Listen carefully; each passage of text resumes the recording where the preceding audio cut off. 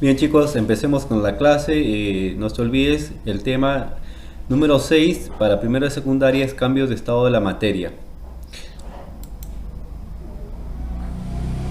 Recordando que el tema pasado fue estados de la materia, ¿está bien? Entonces tienes que recordar ya cuáles son los estados de la materia, ¿no? Mencionamos en total 5 estados de la materia. Bueno, ahora voy a presentar los 3 estados más comunes y entonces ahí empezaremos a hablar acerca de los cambios de estado de la materia. Bien, entonces primero, estado sólido. Acuérdate, en el estado sólido teníamos partículas que tenían un pequeño movimiento de vibración. Teníamos el estado líquido en el cual las partículas estaban resbalando unas con otras. Teníamos el estado gaseoso en el cual las partículas tenían un movimiento caótico, ¿no? Porque tenían mucha energía cinética. Entonces chocaban entre ellos y con las paredes del recipiente que los contiene. Entonces, estos estados no son estáticos, los cuerpos no se mantienen en un solo estado por siempre, sino que en algunas ocasiones pueden cambiar de un estado hacia otro. Entonces, cada uno de estos procesos de cambio de estado tienen sus nombres y nosotros tenemos que aprender a conocer cuáles son sus nombres. Entonces, empezaremos por los procesos o cambios de estados de tipo endotérmico. Estos se caracterizan porque en ellos se absorben energía. Entonces, aquí se va a absorber energía. ¿Cuáles son esos cambios de estado en el cual se absorbe energía? O sea, son endotérmicos. Empecemos. Número 1, tenemos al cambio de estado de sólido a líquido, el cual se llama fusión.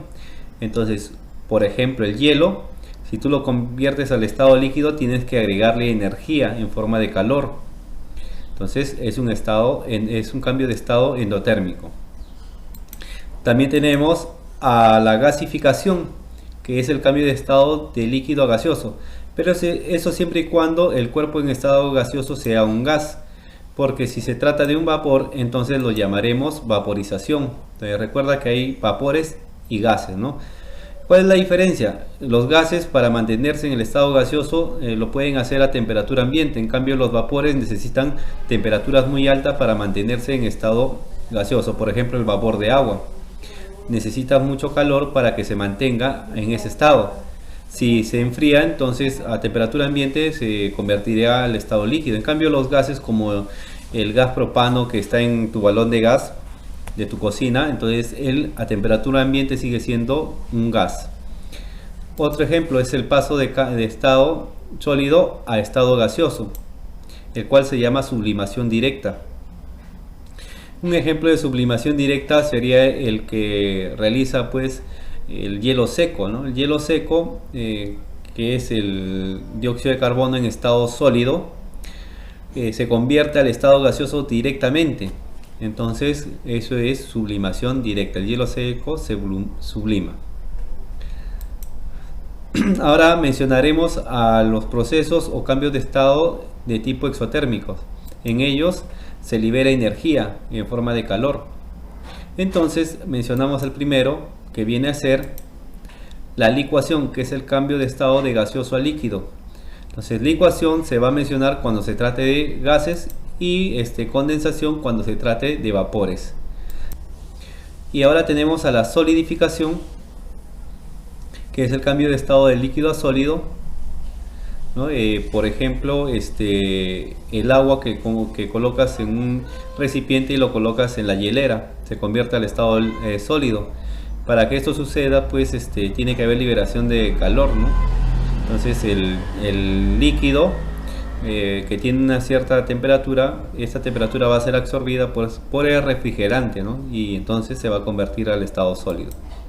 Luego tenemos el cambio de estado de gaseoso a sólido, que se llama sublimación inversa. Un ejemplo de sublimación inversa es el que realiza pues el vapor de agua cuando cae en forma de granizo, ¿no? Cuando, por ejemplo, una nube que está a una cierta altura llega a un lugar donde la temperatura es muy baja, entonces la nube baja su temperatura súbitamente y entonces se convierte al estado sólido y empieza a caer en forma de granizo. Bien, ahora mencionemos algunos de estos cambios de estado, ¿no? Y algunos ejemplos de ellos, ¿no? Bueno, ahora definamos algunos de estos cambios de estado. presentando algunos ejemplos. Tenemos aquí la fusión, que es el paso de sólido a líquido. Tenemos, por ejemplo, al calentar un cuerpo sólido, este va a aumentar la energía de sus partículas y con ella la amplitud de las vibraciones. Esto hace que el sólido se dilate. Lo hace hasta que llega un momento en que la energía es suficiente para vencer las fuerzas de cohesión entre las partículas y estas comienzan a resbalar unas con otras. Entonces se produce la fusión, es decir, el cambio de sólido a líquido. Entonces el calor les brinda a las partículas energía para que éstas se puedan mover con mayor amplitud, velocidad, etcétera. Entonces, de lo que estaba en estado sólido solo vibrando, luego van a pasar a tener un movimiento ya mayor, resbalando unas con otras, ¿no? Característico del estado líquido. La solidificación, ya sabes que es el proceso inverso a la fusión, se denomina solidificación.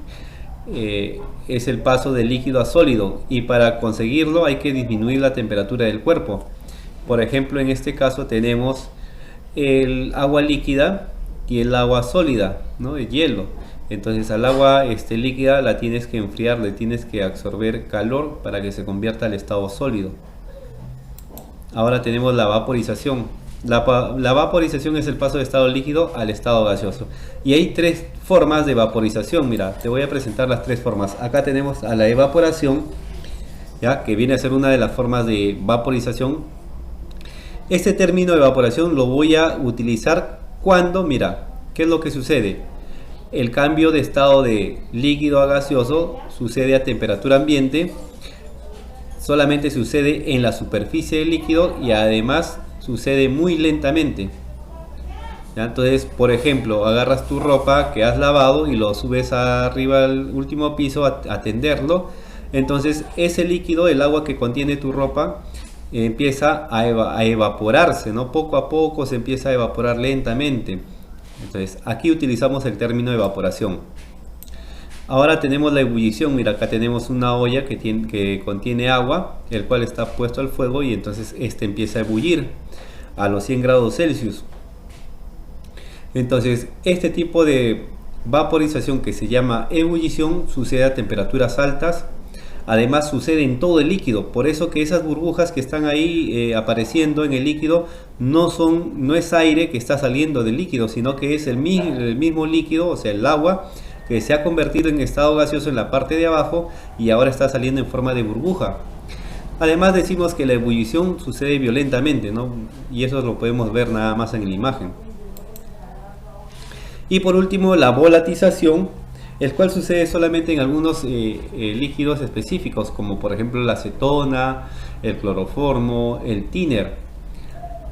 ¿Cuáles son las características de la volatización? Mira, primero, que sucede a temperatura ambiente, y esto se parece a la evaporación, ¿no? A temperatura ambiente. Además, en la superficie del líquido nada más sucede, también se parece a la evaporación, pero esto va a suceder rápidamente, ¿no? A diferencia de la evaporación.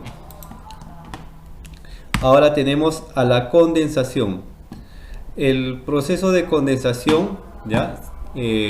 A veces también se llama licuación, dependiendo pues de que sea un vapor o sea un líquido al que se va a convertir, el que se va a convertir. Es el paso de gas a líquido, ¿no? De estado gaseoso a líquido. Se consigue disminuyendo la temperatura del cuerpo en estado gaseoso, o bien aumentando la presión sobre él. Entonces aquí tenemos en el ejemplo pues un vapor o un gas, ¿no? Un cuerpo en estado gaseoso, el cual se va a convertir al estado líquido, ¿no? A medida que disminuye la energía de las partículas gaseosas, estas son capturadas por las fuerzas de cohesión y pasan al estado líquido. Tenemos la sublimación, ya que es el paso directo del estado sólido al estado gaseoso. Para que se produzca es necesario que los cuerpos se encuentren a determinadas condiciones de presión y temperatura. Acá te traigo un ejemplo muy importante de ello. El que justamente te mencioné es el que pertenece al dióxido de carbono. Mira que estos cubitos que están tratando de coger y colocar en el frasco no son cubitos de hielo, sino son cubitos de dióxido de carbono en estado sólido, o sea, hielo seco. Mira cómo al entrar en contacto con el agua, como el agua tiene una temperatura mayor, entonces este cubito de hielo empieza a absorber ese calor, esa temperatura, y se convierte directamente al estado gaseoso. El yodo es otra de las sustancias que también sufre este proceso de sublimación, o sea, pasar del estado sólido al estado gaseoso directamente. Bueno chicos, espero que les haya servido de algo esto, y bueno, más adelante estaremos respondiendo las preguntas que vienen pues en la práctica. Gracias.